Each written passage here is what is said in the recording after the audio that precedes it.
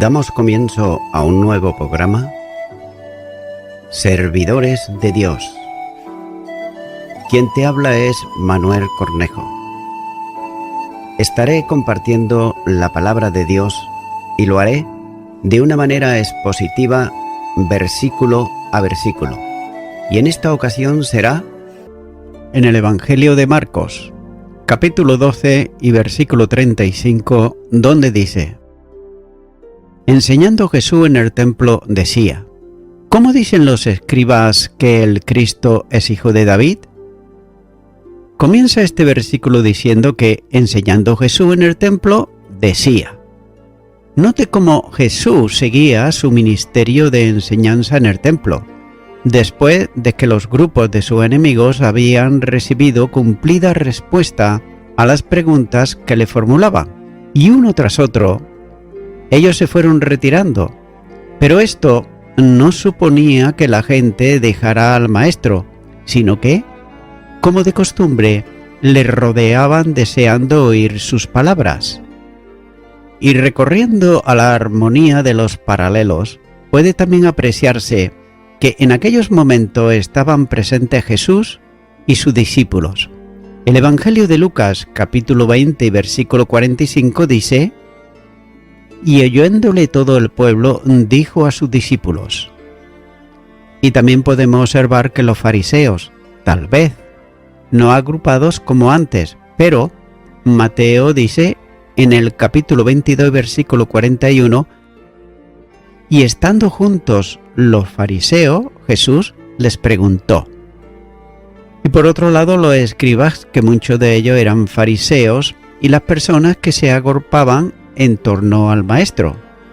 Por tanto, Mateo extiende un poco más lo que antecede al momento en que lo toma Marcos, de modo que es necesario también observar lo que Mateo dice antes de tomar el hilo de las palabras de Jesús registradas en el Evangelio de Marcos, ya que en la que se aprecia una cierta identificación de tiempo y a las que faltan también en antecedentes que las hacen necesarias. Por tanto, según Mateo, el Señor se dirigió a los fariseos que estaban reunidos, cuando les dice, en Mateo capítulo 22, los versículos 41 al 43, y les preguntó diciendo: ¿Qué pensáis del Cristo? ¿De quién es hijo? Le dijeron: ¿de David? Él les dijo: Pues como David en el Espíritu le llama Señor. Continúa diciendo este versículo 35, ¿cómo dicen los escribas que el Cristo es hijo de David? Note que con este antecedente se entiende bien las palabras trasladadas por Marcos, de modo que mientras enseñaba en el templo, preguntó a las gentes sobre la respuesta recibida de los escribas que afirmaban que el Cristo era hijo de David. Y esta misma pregunta había sido formulada antes a los discípulos, recibiendo de ellos la respuesta correcta, como así señala Marcos capítulo 8 y los versículos 27 al 30. Jesús había preguntado antes a los fariseos y escribas sobre quién era el Cristo y de quién era hijo. Y note cómo la respuesta conforme a la teología de los judíos no podía ser otra que el Cristo es hijo de David. Por tanto, la pregunta que les había formulado estaba presentada de tal modo que no tuvieran que relacionar al Cristo, el hijo de David, en forma directa con Jesús mismo. El Mesías que Israel esperaba era descendiente de David, según la carne. Esta era la verdad revelada en la Escritura, ya que Dios había dado a David por medio del profeta Natán, cuando dice: Cuando tus días sean cumplidos y duermas con tus padres, yo levantaré después de ti a uno de tu linaje, el cual procederá de tus entrañas y afirmará su reino. Él edificará casa a mi nombre, y yo afirmaré para siempre el trono de su reino. Primer libro de Samuel, capítulo 7 y los versículos 12 y 13. Aunque esta promesa tuvo cumplimiento parcial en Salomón, quien como hijo de David edificó el templo, no lo tuvo completo, puesto que su reino no fue firme, es decir, perpetuamente. Es más, el reino de Israel se dividió en tiempos de su hijo Roboam. El primer libro de Reyes, capítulo 12 y versículo 1, dice: Roboam fue a Siquem porque todo Israel había venido a Siquem para hacerle rey. Sin embargo, Dios había prometido a David, con promesa pactada, lo que el Salmo, por ejemplo, el 89, versículo 3 y 4 dice, y también el versículo 34 al 37, donde dice: Hice pacto con mi escogido, juré a David mi siervo diciendo: Para siempre confirmaré tu descendencia y edificaré tu trono por todas las edades. No olvidaré mi pacto ni mudaré lo que ha salido de mis labios. Una vez he jurado por mi santidad y no mentiré a David. Su descendencia será para siempre y su trono como el sol delante de mí. Como la luna será firme para siempre y como un testigo fiel en el cielo. Por tanto, la descendencia de David, a causa de sus propios pecados y también abandono de la obediencia a Dios, pareciera como que se hubiera extinguido en relación con el hecho de reinar sobre Israel, en un trono perpetuamente establecido. Pero sin embargo, el profeta Amós habla de la futura restauración de su descendencia en el Mesías, cuando escribe en Amós, capítulo 9, versículo 11, donde dice: En aquel día yo levantaré el tabernáculo caído de David, y cerraré sus portillos, y levantaré sus ruinas, y lo edificaré como en el tiempo pasado.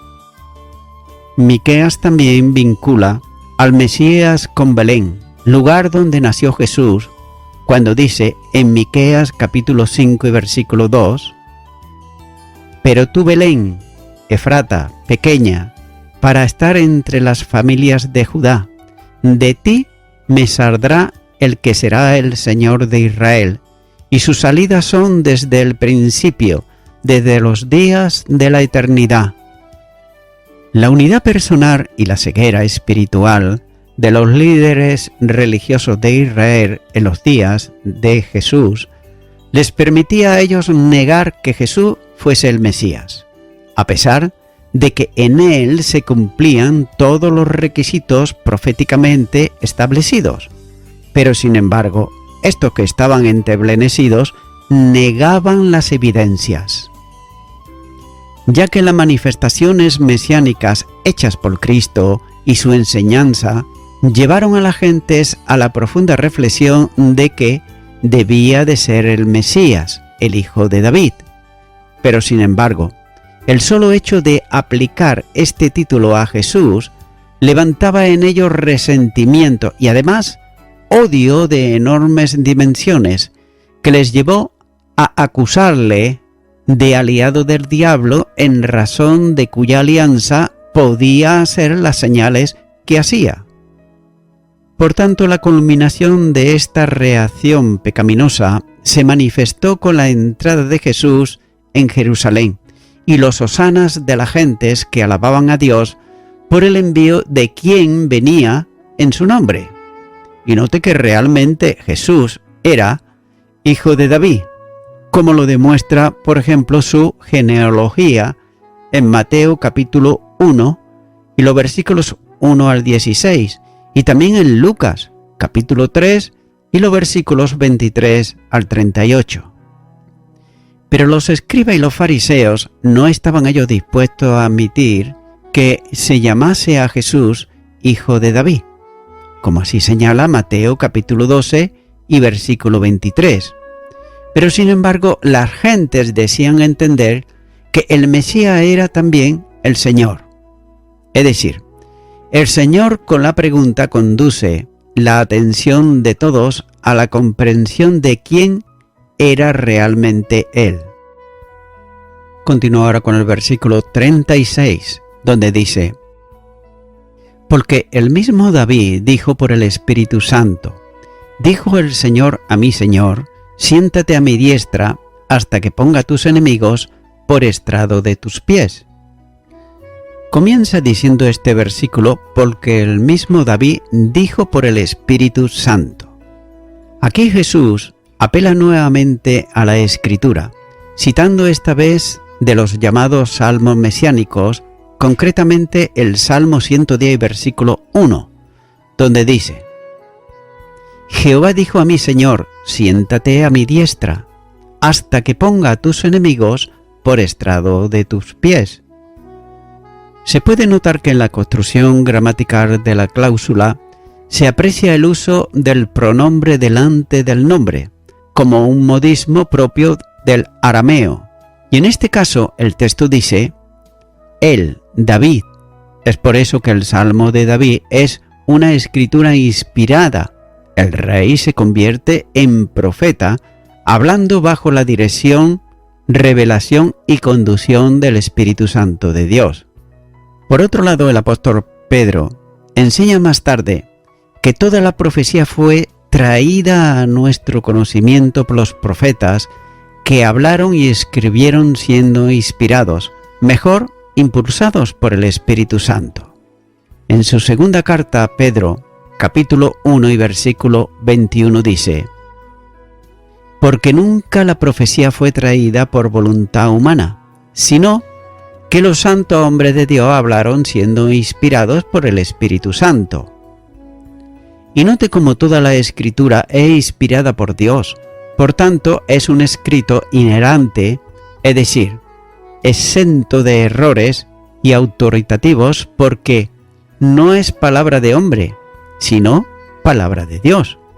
Y note que el Espíritu Santo no solo sopló sobre las ideas o los mensajes de la palabra, sino sobre cada una de las letras del original.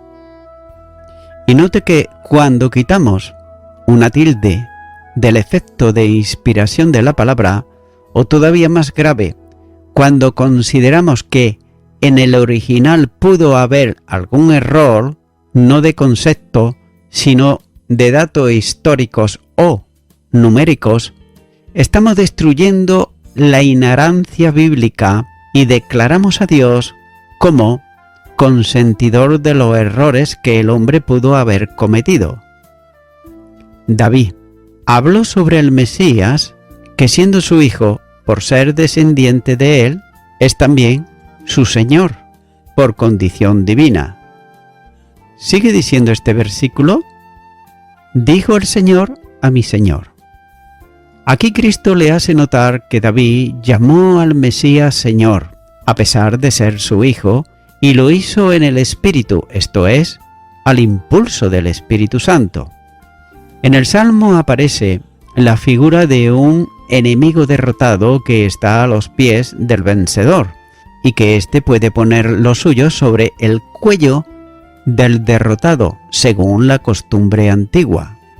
Josué, capítulo 10, versículo 24 dice: y cuando los hubieron llevado a Josué, llamó Josué a todos los varones de Israel y dijo a los principales de la gente de guerra que habían venido con él: acercaos y poned vuestros pies sobre los cuellos de estos reyes. Y ellos se acercaron y pusieron sus pies sobre los cuellos de ellos. Note cómo los judíos consideraban el Salmo como mesiánico y así también lo enseñaban.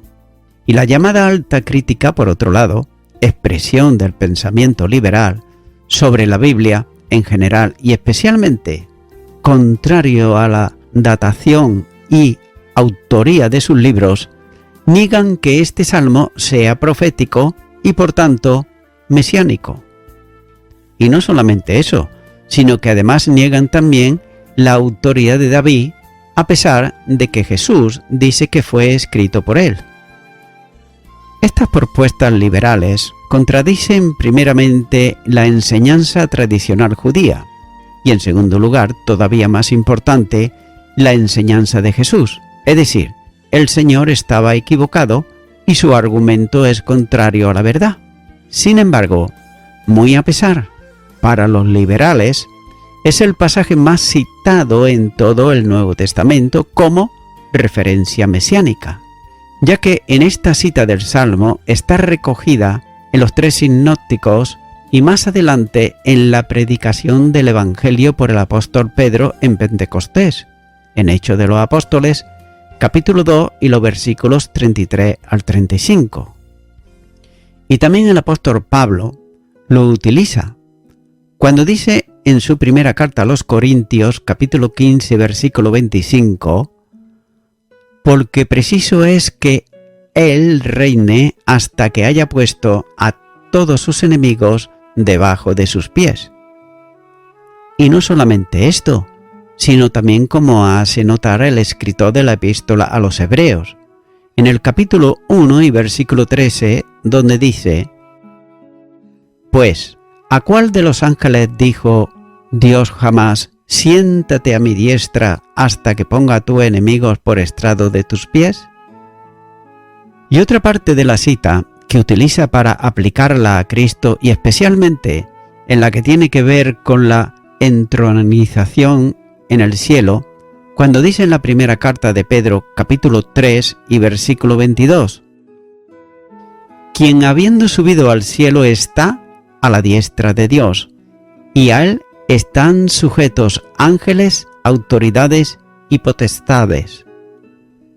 Incluso, en el versículo 4 del Salmo, se desarrolla como argumento mesiánico, y note lo que dice en Hebreos, capítulo 5 y los versículos 6 y 7, donde dice: Como también dice en otro lugar, tú eres sacerdote para siempre, según el orden de Melquisedec.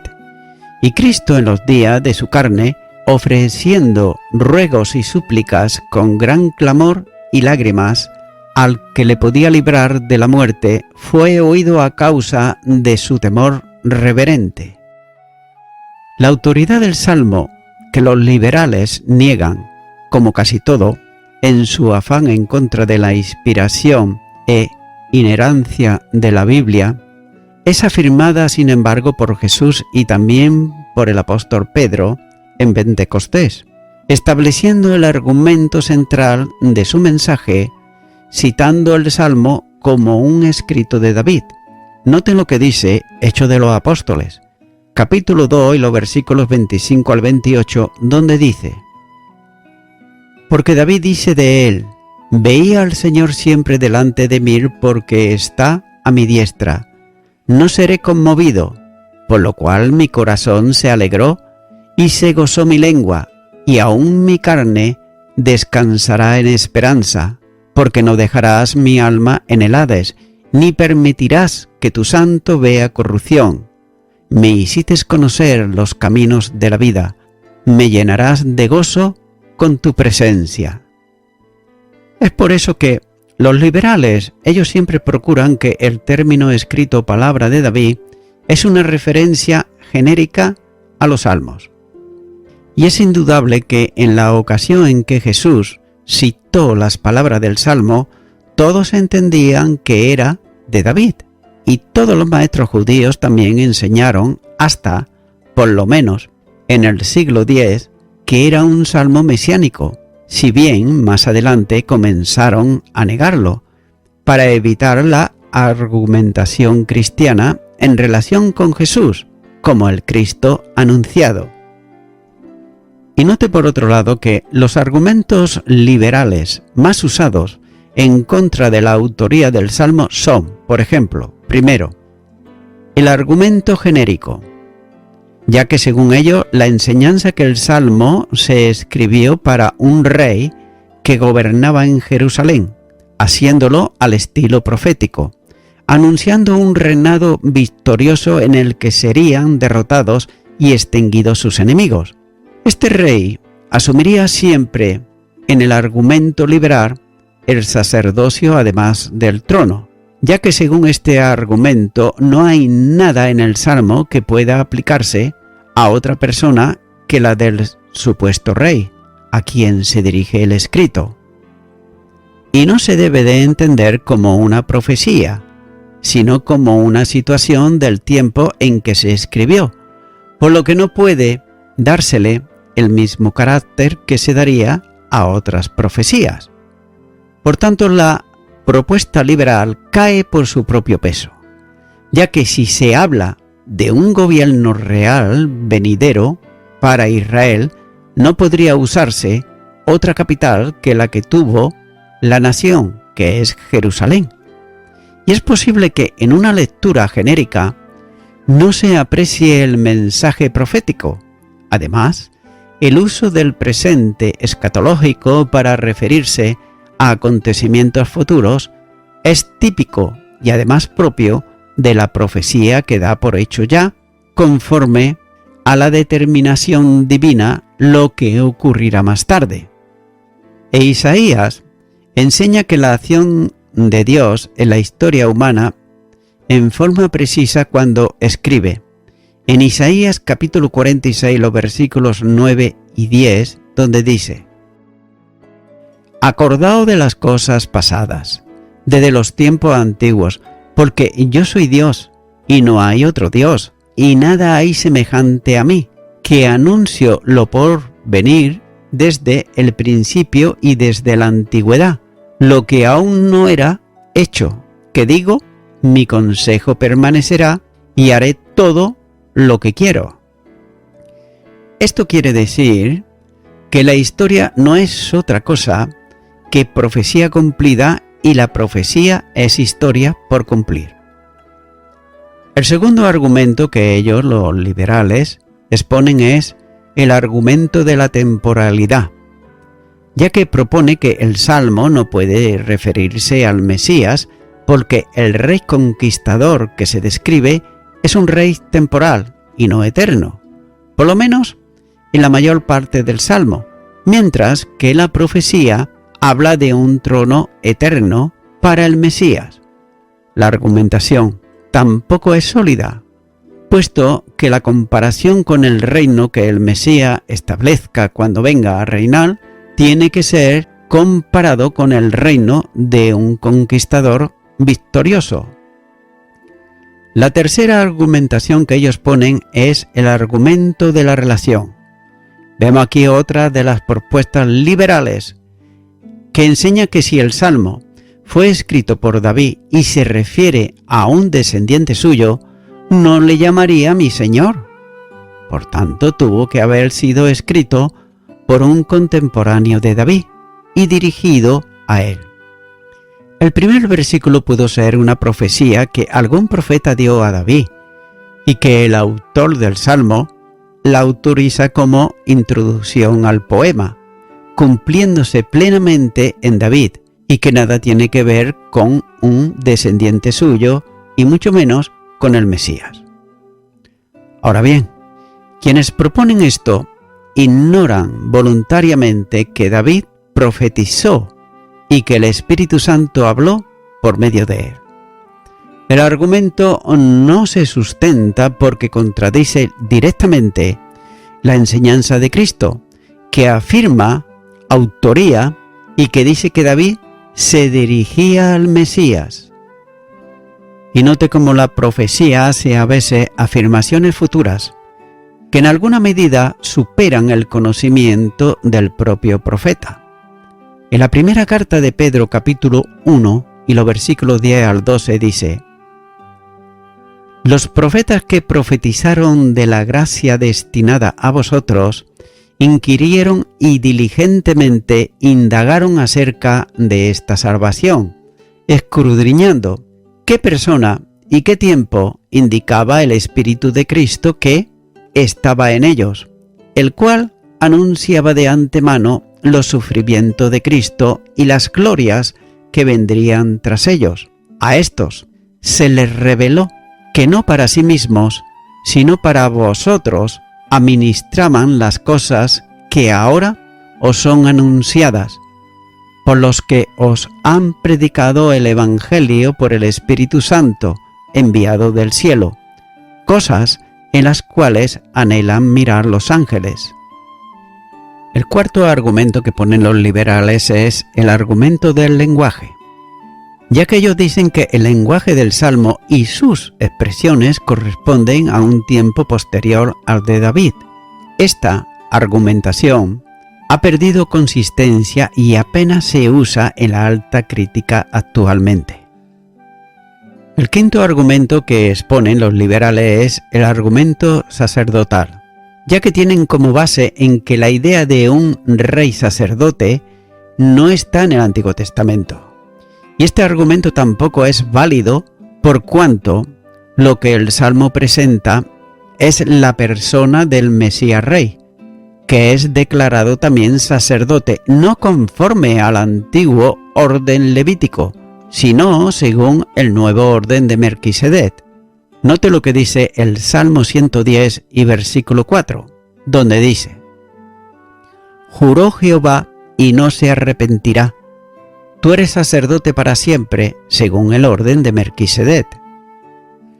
El Señor afirma que el Salmo es de David, que como profeta anuncia la relación única entre el Mesías y Dios, al ser colocado a su diestra y ser llamado Señor por el Rey de Israel. Y note cómo David escribe cuando dice que el Señor dijo a mi Señor. En el texto hebreo se lee: dijo Yahweh a mi Señor. Los judíos llegaron a tener un temor casi supersticioso por el nombre Yahweh, de modo que cuando tenían que leer este nombre, lo cambiaron por el de Adonai el Señor. Esto es lo que debió de haber ocurrido con la traslación del texto hebreo al griego. Es por tanto Dios quien dice al Señor de David, sin duda el Mesías: siéntate a mi diestra. El poder de Dios actuando en el ministerio encomendado al Mesías traerá como resultado final la derrota de sus enemigos, que siguiendo la forma habitual de aquel tiempo se sitúa bajo sus pies, significando la derrota completa de todos ellos. Más tarde, el apóstol Pablo enseñará esta misma verdad en su primera carta a los Corintios, capítulo 15, versículo 25, donde dice: «Porque preciso es que Él reine hasta que haya puesto a todos sus enemigos debajo de sus pies». En un proceso que culminará en la sujeción de todo a Dios y con ello en el término del ministerio mesiánico de reconducción de todo al control de Dios. Primera de Corintios capítulo 15 y ahora el versículo 28 dice: «Pero luego que todas las cosas le estén sujetas, entonces también el Hijo mismo se sujetará al que lo sujetó a él, todas las cosas para que Dios sea todo en todos». Sin embargo, el Señor exaltado es en su condición humana hijo de David. El Salmo 132 y versículo 17 dice: «Allí haré retoñar el poder de David, he dispuesto lámpara a mi ungido». Y note cómo tal correspondencia solo puede ser posible en Jesús. Apocalipsis capítulo 5 y versículo 5 dice: «Y uno de los ancianos me dijo: no llores, he aquí el león de la tribu de Judá, la raíz de David, ha vencido para abrir el libro y desatar sus 7 sellos». Y voy concluyendo con esto. Los escribas no eran capaces ellos de discernir la condición divino-humana del Mesías, a pesar del testimonio de la Escritura. Aquellos que habían censurado a Jesús por no responder a quienes le aclamaban como hijo de David, recibían una advertencia mayor en la enseñanza del Maestro. Amigo y amiga oyente, podemos observar aquí que quienes rechacen al Hijo de David están rechazando al Señor de David. Y de nada vale tener mucho conocimiento de la palabra de Dios si no se tiene a Cristo como Salvador personal. Y se puede observar como ejemplo lo que eran los escribas, que pese a su gran conocimiento de la Escritura, ellos sin embargo rechazaron al Mesías. Es por eso que mi amiga oyente, te recomiendo que a la mayor brevedad hagas una oración de fe para recibir a Jesucristo en tu corazón. Si no lo has hecho nunca, pues yo te invito ahora a que tú repitas conmigo esta oración y di ahí a donde estás. Señor Jesús, reconozco que tú eres el Mesías de la raíz de David. Reconozco que tú eres el Salvador del mundo. Lo creo seriamente en mi corazón y por ello te acepto ahora como mi único y suficiente Salvador. Te pido perdón por todos mis pecados. Me arrepiento de ellos. En tu nombre. Amén. Amigo y amiga oyente, si tú has hecho esta oración de corazón, te recomiendo que comiences a orar a Dios, en primer lugar, en el nombre del Señor Jesucristo. Orar a Dios no es rezar, sino que es hablar con una persona. También te recomiendo que leas la palabra de Dios y lo hagas a diario. Comienza, por ejemplo, con el Nuevo Testamento. Y también, por último, te recomiendo que para que puedas crecer espiritualmente, te congregues en una iglesia cristiano-evangélica, donde se predique, se enseñe y se practique la sana doctrina y la palabra de Dios. Congrégate ahí y con el tiempo podrás crecer espiritualmente y también servir al Señor Jesucristo. Que Dios te bendiga. Y a toda la audiencia, nuevamente ya me estoy despidiendo de todos ustedes y será hasta el próximo programa. Que Dios os bendiga a todos.